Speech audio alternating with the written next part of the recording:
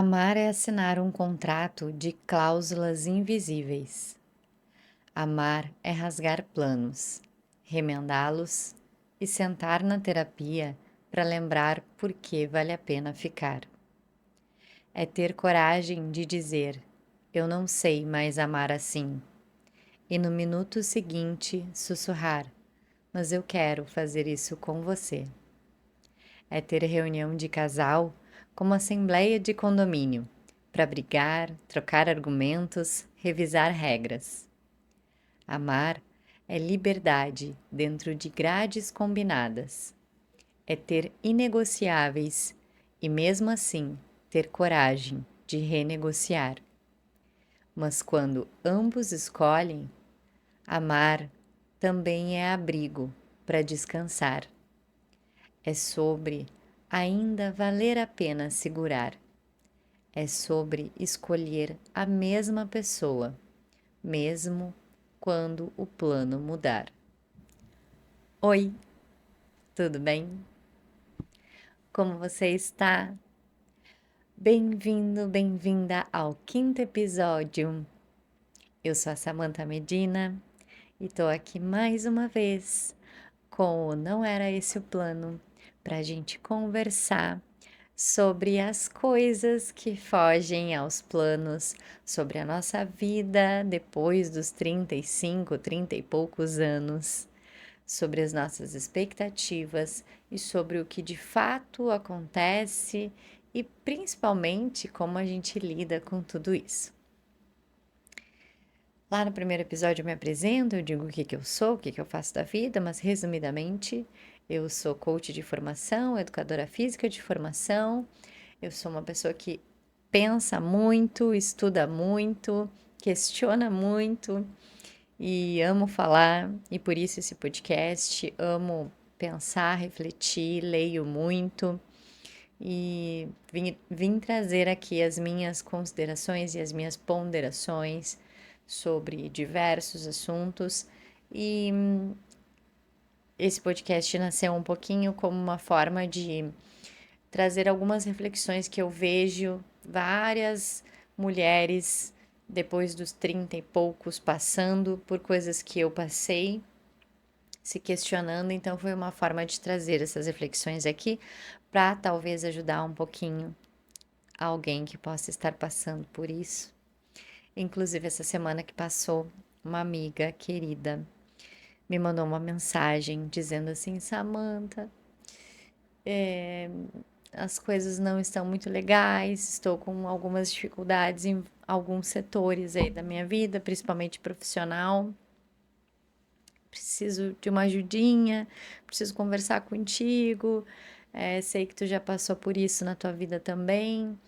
E queria muito falar contigo. Daí a gente combinou de conversar. Agora, no próximo final de semana, a gente vai se encontrar. Mas a primeira coisa que eu falei pra ela foi: já ouviu o podcast? Acho que pode te dar um quentinho no coração, pode te ajudar, porque às vezes a gente ter essa identificação, né, de saber assim, nossa, não fui só eu que passei por isso. A pessoa fez isso, né? Sentiu isso, foi por aqui. Isso vai nos fazendo refletir e às vezes a gente vai achando o nosso próprio caminho também, né? Claro, né? Vou ajudar ela também ouvindo o que ela tem a dizer e as questões dela, porque cada um é um, né? Não é porque eu fiz e lidei de uma determinada forma que vai resolver, não é uma forma, né? Mas a gente também aprende com as adversidades dos outros. Então, essa é a ideia do podcast, trazer essas reflexões aqui. E hoje nós vamos falar sobre relacionamentos. Quando eu comecei o podcast, o Henrique, meu marido, falou assim: Ai, tu vai falar sobre relacionamento, né?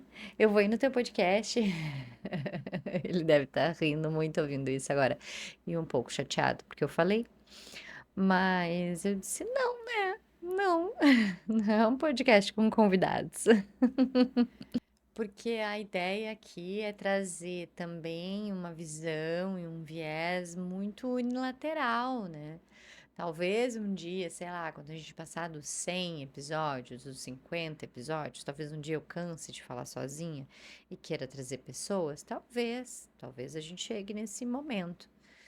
Mas é muito diferente, né, de quando é um podcast com convidados, de quando existe essa troca, quando é o objetivo de refletir entre outras pessoas, né? Não é esse o objetivo aqui. O objetivo aqui é trazer reflexões a partir do meu viés, né? Do meu ponto de vista, que é muito específico. O viés do Henrique sobre relacionamento, sobre o nosso relacionamento, inclusive, é muito diferente do meu. Mas enfim, semana passada a gente falou um pouquinho sobre ter casa, sobre um CEP para chamar de liberdade, para quem não ouviu, né? Foi um podcast contando sobre a história da casa de Garopaba e sobre como eu sou apegada àquela casa. Estou aqui em Porto Alegre ainda, né? Como eu disse, eu vou ficar algumas semanas aqui. Mas hoje eu vou falar então dessa outra casa que a gente constrói, que é essa casa que a gente constrói quando vai morar no coração de alguém, e alguém vem morar no nosso coração, né? Então eu vou abrir um pouquinho aqui a porta do meu relacionamento para falar para vocês. Não tem roteirinho fofo, né? A ideia não é fantasiar aqui, sim contar um pouco da nossa realidade, das nossas particularidades. É, eu vou contar uma coisa muito engraçada aqui que as pessoas costumam questionar, que é sobre o nosso grupo e a nossa reunião semanal. Então, vou trazer isso para vocês, mas vou dizer que isso é uma coisa muito saudável, fez muito bem para o nosso relacionamento. Então, vou contar para vocês depois. Então, a gente vai falar sobre o nome do episódio de hoje é O Amor que Ficou Depois do Plano.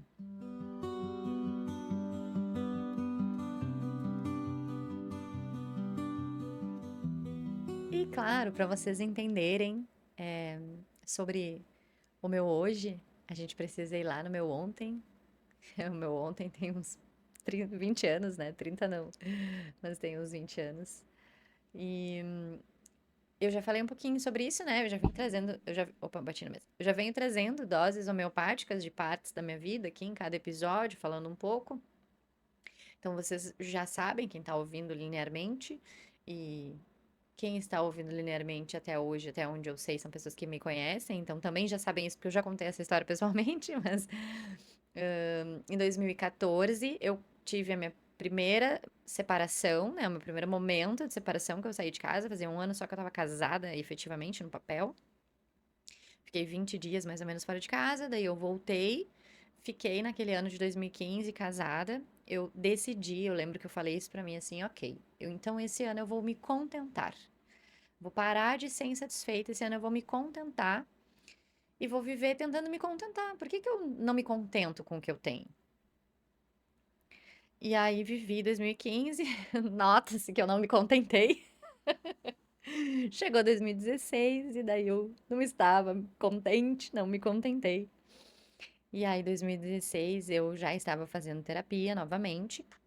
Também nessa ideia de buscar me contentar, eu juro que eu falava na terapia assim: "Tá, mas eu quero me separar porque eu quero me separar porque a minha mãe sempre disse que queria se separar e nunca se separou. Por que que eu quero me separar, né?" Eu ficava questionando assim, se era uma coisa minha, se não era, da onde que vinha esse sentimento, por que que ele existia. Só que, claro, hoje olhando pra trás eu super entendo, né? Mas na época eu sempre me coloco em xeque, até hoje eu faço isso, né? Eu coloco em xeque as minhas decisões, os meus pensamentos. Isso é bem ruim, assim. Eu sei o fundamento disso, né? Sei de onde isso vem, mas tudo bem. Nesse colocar em xeque, eu não acreditava que era uma decisão que eu queria tomar. E aí levei muito tempo pra conseguir definir que era isso que eu queria, mas também quando eu defini, sai da frente, né?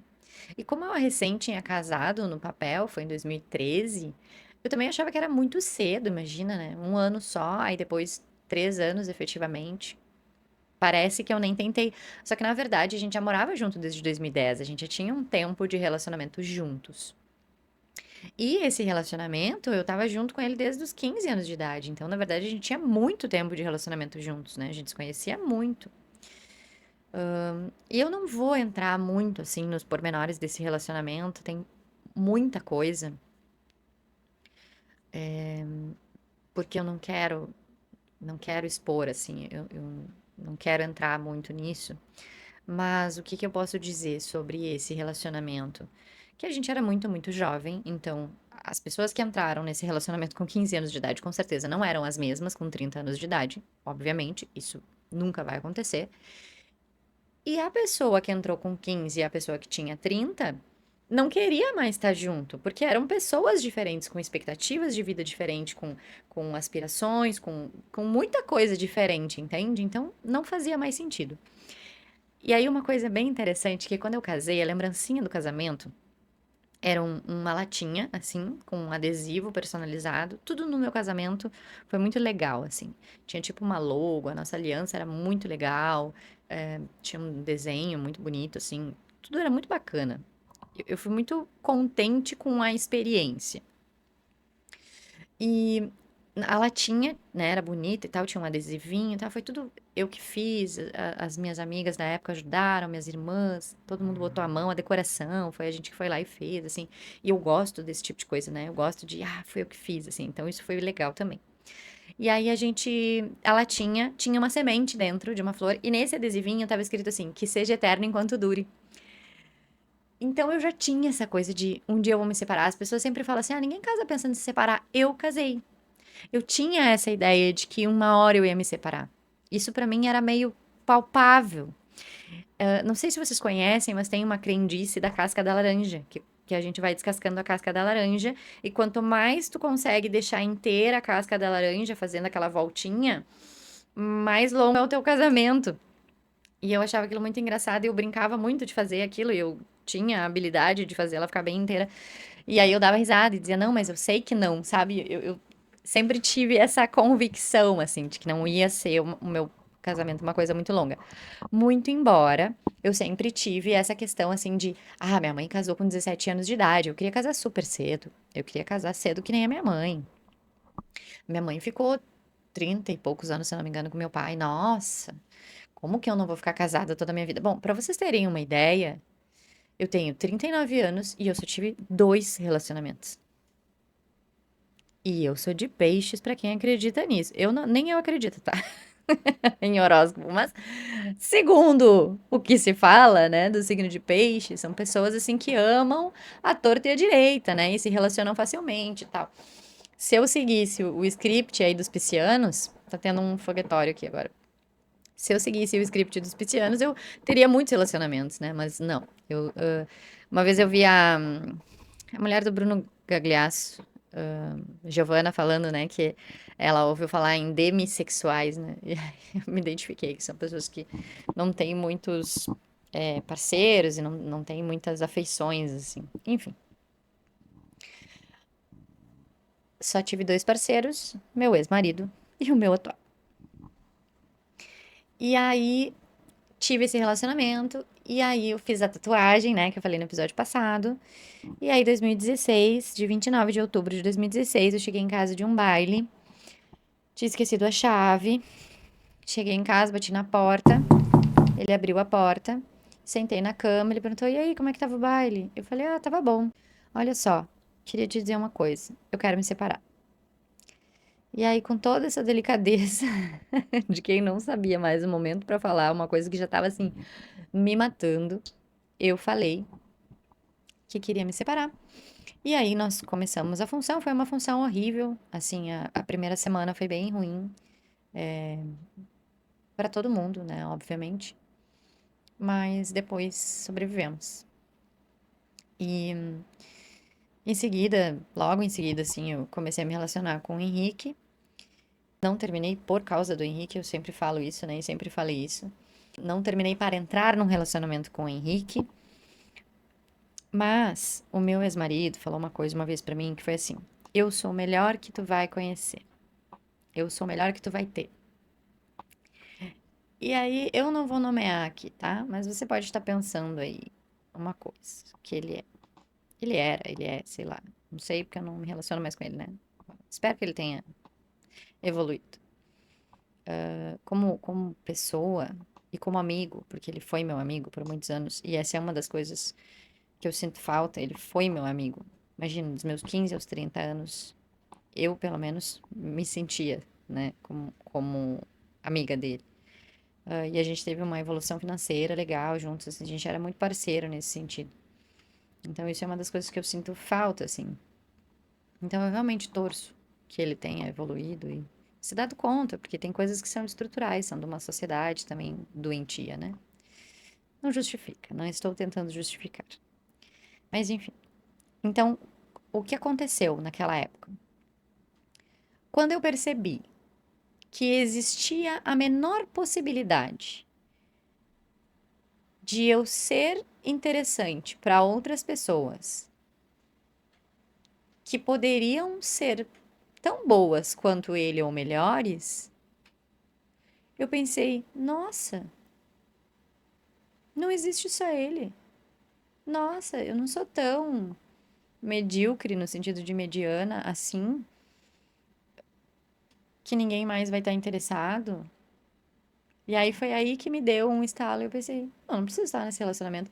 Porque aí também vem uma outra coisa. Lembra que em algum dos episódios eu falei sobre a gente achar que precisa estar num determinado lugar, num relacionamento, num trabalho? Às vezes a gente acha que precisa.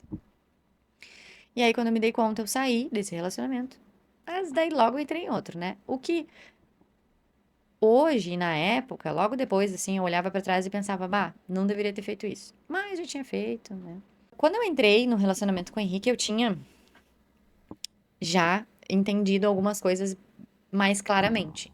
Então, por exemplo, quando eu entrei no relacionamento, eu falei pra ele assim: olha só, eu falei pra vocês esse episódio passado, né? Ó, eu quero morar em Garopaba e quero adotar. Se tu quer isso também, beleza, podemos seguir. Se tu não quer isso também, não vai rolar. E aí ele disse que queria. E aí a gente seguiu um relacionamento. Isso foi em 2017. E aí 2020 veio a pandemia, só que os meus planos eram pra 2020. Quando veio a pandemia, começou a me dar uma agonia, porque os planos não se concretizavam, nada acontecia. E aí todo mundo preso em casa e começou os surtinhos, né? Ali, enfim, toda a ansiedade, todos os gatilhos. E aí a gente começou a terapia de casal. Nessa época, eu já tinha voltado a fazer terapia, eu voltei a fazer terapia em 2020 mesmo, que obviamente eu tava surtando. E aí a minha terapeuta, eu disse assim, que ele não tem querido fazer terapia. E aí ela disse, quem sabe uma terapia de casal. E realmente ele aceitou fazer terapia de casal. Logo depois ele também aceitou fazer terapia individual. Hoje eu faço minha terapia, ele faz a terapia dele e nós fazemos terapia de casal. Altamente terapeutizados, terapeutizados. E ainda assim a gente briga.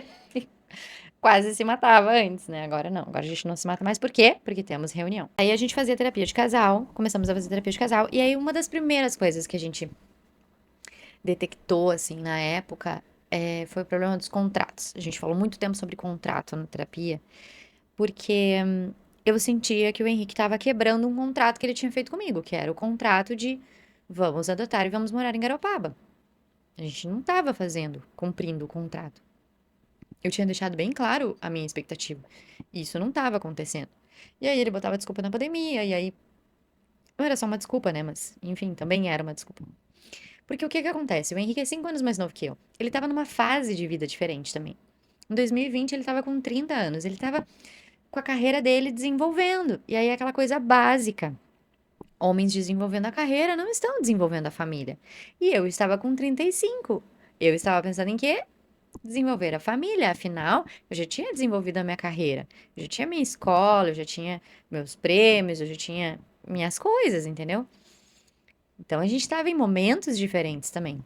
Aí trabalhamos isso na terapia, aí chegamos à conclusão de que então podíamos comprar a casa em Garopaba como um ativo para que ela rendesse também, aí conseguimos chegar nesse acordo.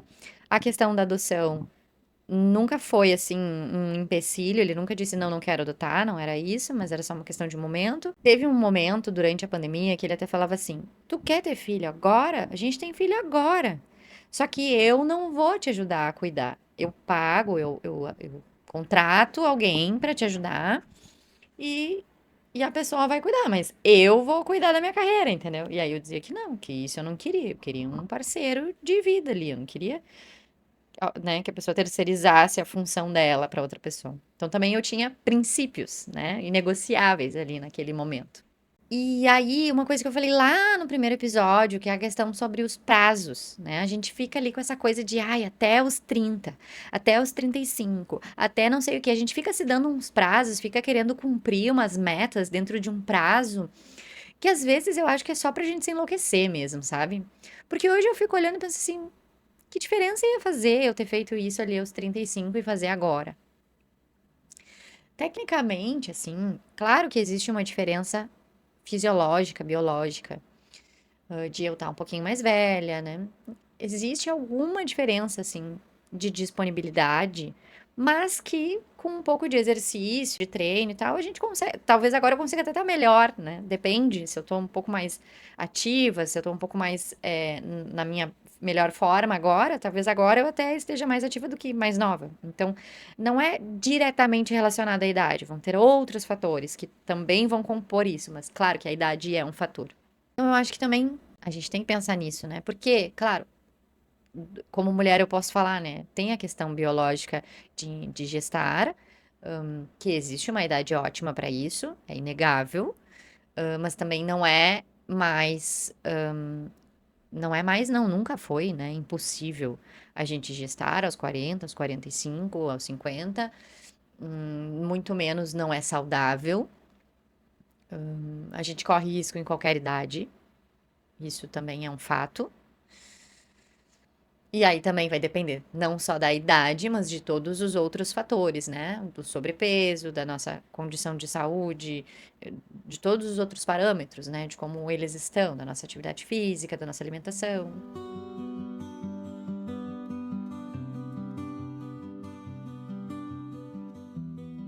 Eu acho que a gente pode trazer um pouco aqui para reflexão essa questão do plano muito enraizado.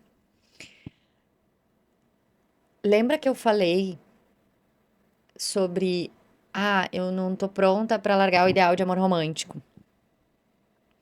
Ano passado, quando o Henrique e eu nos separamos, eu tive praticamente uma epifania, assim, sobre o relacionamento. Eu entendi que eu depositava nele expectativas e necessidades emocionais que não eram dele. Isso era bem óbvio, e qualquer pessoa que olhasse diria isso. Sim, eu racionalmente conseguia ver isso, assim, um olhar rápido, se eu tentasse me olhar de fora. Sim. Emocionalmente eu enxergava isso? Não. Por quê? Porque emocionalmente eu tinha uma ferida gigantesca, invisível, óbvio, né? Então, onde ele tocasse em mim era como se ele batesse na ferida. Então, ele estava sempre em contato com essa ferida. Não era culpa dele, mas ele estava sempre em contato com essa ferida. Uma ferida de infância, uma ferida de infância. Mas ele estava sempre em contato com essa ferida. Eu tinha consciência disso? Não. E aí eu queria o quê? Eu queria que ele tivesse sempre fazendo curativo nessa ferida. Não tinha como. Ele não dava conta, ele não enxergava a ferida. Ele não tinha como. Aí, ano passado, teve a enchente aqui no Rio Grande do Sul e alguma coisa na enchente foi gatilho. Depois, conversando com outras pessoas, eu descobri que para outras pessoas também foi. Pessoas que tiveram gatilhos de ansiedade disparados na pandemia tiveram gatilhos de ansiedade disparados na enchente também. E aí, quando teve a enchente, eu já tava meio pirando, assim, a gente já tava discutindo, a gente já tava falando sobre se separar na terapia de casal, a gente já tava com dois apartamentos, ele já tinha o apartamento dele, eu tinha o meu. A coisa não tava boa, não foi assim do nada. Quando veio a enchente, eu tive um surto e o Henrique saiu enlouquecido, ajudar todo mundo e foi. E eu só pensava, pra mim aquilo virou uma coisa caótica. Eu só conseguia pensar assim, meu Deus, tá todo mundo igual umas barata tonta, um para cada lado, as pessoas pegando coisa feito louca, acumulando um lixo porque não tem nem para onde levar isso. Eu só conseguia enxergar o caos, eu não conseguia ver as pessoas resolverem nada. E aí, e o Henrique no meio daquilo, e eu vendo tudo aquilo, tá, peguei e fui pra Garopaba com a minha família. Aí o Henrique não foi, daí eu estava lá em Garopaba, daí eu comecei a surtar, daí eu mandei uma mensagem pra ele assim: "Tira tudo que tem na minha casa. Tira tudo que tem teu na minha casa agora". "Ah, vamos conversar, não sei o quê". "Então tá, tô indo embora daqui, tô voltando, e quando eu voltar nós vamos conversar". Daí quando a gente voltou, eu conversei com ele, eu tô rindo agora, né. A gente sentou e conversou, e eu falei assim: "Ah, tu acha que tu consegue me dar apoio", eu não me lembro qual foi a palavra agora, eu já esqueci. Fazer eu me sentir, era isso, fazer eu me sentir amada, valorizada e respeitada. E ele falou: "Não". E eu disse: "Então tá, então pode ir embora". E isso virou depois, a gente acabou conversando mais e, enfim, teve várias discussões, não vou ficar aqui contando cada pormenor do relacionamento, mas depois a gente conversou e, de certa forma, ele estava certo quando ele disse que não, porque ele não tem como fazer eu me sentir alguma coisa, né. Por outro lado, existem algumas formas de ele contribuir para que eu possa ir me sentindo mais amada, respeitada e valorizada, desde que ele consiga saber quais são as formas que eu preciso para que eu me sinta assim, né, quais são as formas que fazem com que eu me sinta assim. Então, né, são sempre ajustes de comunicação. Então a gente, conseguiu entender essas coisas, só que o que aconteceu foi que no momento que eu falei isso, eu senti uma coisa, uma transformação em mim, e aí eu entendi que o que eu esperava dele, desse reconhecimento, esse amor, esse respeito, não era dele, não era culpa dele, não era responsabilidade dele, não tinha nada a ver com ele. E aí, o que ele me dava, eu não conseguia sentir e receber e reconhecer, porque eu não estava aberta, eu só queria enxergar o que eu queria ver, o que ele estava me dando, eu não estava enxergando. Então foi um papo muito louco, foi uma coisa muito bizarra, muito introspectivo, muito meu, muito eu. Mas aí, quando a gente foi sentar pra decidir se a gente ia voltar, ia ficar junto ou não, a gente combinou. Então tá, faz a tua lista dos teus negociáveis, eu vou fazer a minha lista dos meus negociáveis. Se a gente achar que dá pra eles se combinarem, a gente fica junto. E aí a gente fez isso, a gente sentou, a gente conversou, a gente se entendeu. E aí a gente fez uma lista dos nossos combinados. Eles até ficam aqui no cantinho pra quem tá assistindo. Ali, ó. Os nossos combinados estão ali. E a gente tem um grupo no WhatsApp que se chama Eu, Tu e Ela. Ela é a relação. E esses combinados estão nesse grupo do WhatsApp. E esse grupo do WhatsApp também serve para a gente colocar questões que precisam ser conversadas. Aconteceu alguma coisa aqui, essa questão vai lá para o grupo e na nossa reunião semanal a gente vai conversar sobre essa questão. Então é muito bom, porque a gente não vai conversar quando os ânimos estão à flor da pele. A gente vai conversar quando a gente está mais tranquilo para falar sobre aquele assunto. E aí os dois ponderam, se precisar pede desculpa ou acha uma solução, né? Tenta viabilizar alguma coisa. É muito bom. Aí a gente relê todos os combinados, vê se demos check no que tinha que dar, reforça alguma coisa que não tá boa, que esqueceu, vê se precisa melhorar ali alguma coisa, passa pelos assuntos da semana, se aconteceu alguma coisa, se precisa pontuar, ponderar sobre algum assunto. Acabou a reunião semanal. Ela é prioritariamente todo domingo de manhã, mas se ela não acontece no domingo de manhã, ela vai acontecer no domingo algum outro horário e, salvo algumas exceções, uma segunda, algum outro dia. Mas esse é o nosso combinado, né? Esse é o que funciona para nós. E aí depois a gente foi descobrindo outras coisas. Eu falei sobre os inegociáveis e na abertura eu falei sobre coragem para renegociar. E ano passado, quando eu tive o aborto, né? Teve aquela gestação que não desenvolveu, que provavelmente vai ser o tema do próximo episódio. A gente descobriu que os nossos inegociáveis podem ser diferentes do que a gente imaginou. Porque a gente acreditava que por exemplo, eu acreditava que adotar era muito, muito, muito importante pra mim. E que se o Henrique não quisesse adotar, talvez eu fosse preferir não ficar com ele para poder adotar. E ele também acreditava que se eu não quisesse gestar, ele fosse preferir não ficar comigo para que ele tivesse um filho gerado, biológico. Quando nós carinhosamente chamamos de Melody, né? Quando nós perdemos a Melody, que não era Melody, porque não teve um embrião, mas enfim, na nossa, no nosso entendimento era a Melody, a gente entendeu que era mais importante pra gente estar um com o outro. E isso foi muito especial, assim, pra nós entender sobre esse ponto do nosso relacionamento. Pelo menos até aquele momento, né? Isso pode mudar? Isso pode mudar. Uma coisa que eu aprendi a duras penas é que os contratos ao longo do tempo no relacionamento eles mudam. E eu falei pra vocês em algum episódio que eu sempre fui muito inflexível, né? Eu sou bem irredutível, assim. Então, pra mim é muito difícil. Falou, tá falado. Como é que vai mudar? Não pode mudar. Tá escrito na pedra, não muda. E eles mudam. Então, pra mim é bem complicado, mas eu descobri que eles mudam. Então, isso pode mudar. Esse negociável pode mudar em algum momento. Então, pra encerrar, eu queria trazer algumas reflexões aqui, especialmente para as minhas amigas que estão sempre à procura do par perfeito, da metade da laranja, do boy magia.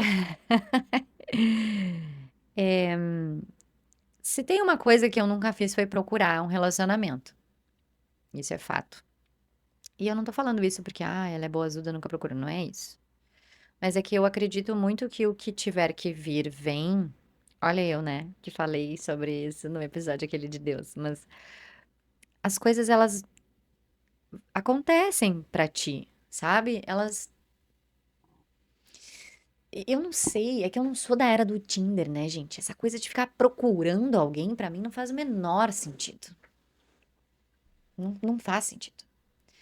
A pessoa, se tu frequenta alguma coisa, se tu vai em algum lugar, a pessoa vai chegar, tu vai encontrar, não tem como não. Então, eu acho que relacionamentos não são sobre encontrar alguém perfeito. São sobre topar crescer junto. E às vezes cair junto também. E entender que às vezes esse junto, ele vai ser por um tempo. E talvez depois tu tenha que mudar de pessoa para ir crescer com outra pessoa. Não vai ser necessariamente para sempre a mesma pessoa. E talvez essa seja a parte mais dolorosa de se entender sobre um relacionamento. E essa pessoa pode ficar por mais tempo, quanto mais os dois estiverem dispostos a evoluir e a se abrir para crescer e se liberar das suas convicções em prol, talvez, de algo diferente. Não vou dizer maior nem melhor, diferente. Me conta do teu relacionamento, da tua vida. Qual foi o amor que ficou depois do plano? Porque às vezes a gente tem lá o plano do príncipe encantado e o príncipe era diferente. O que ficou aí depois do plano? Qual foi o amor que te encontrou? Conta pra mim aqui nos comentários, deixa eu saber um pouquinho dessa tua história. E se teve algum insight que tu gostou aqui ouvindo, também comenta aqui, não esquece de compartilhar, se fez sentido alguma coisa pra ti, compartilha aí com as tuas amigas que gostam de falar de relacionamentos. Se achou divertida aí a história da reunião semanal do casal, comenta aí. Muito obrigada por ouvir. Espero vocês no próximo episódio.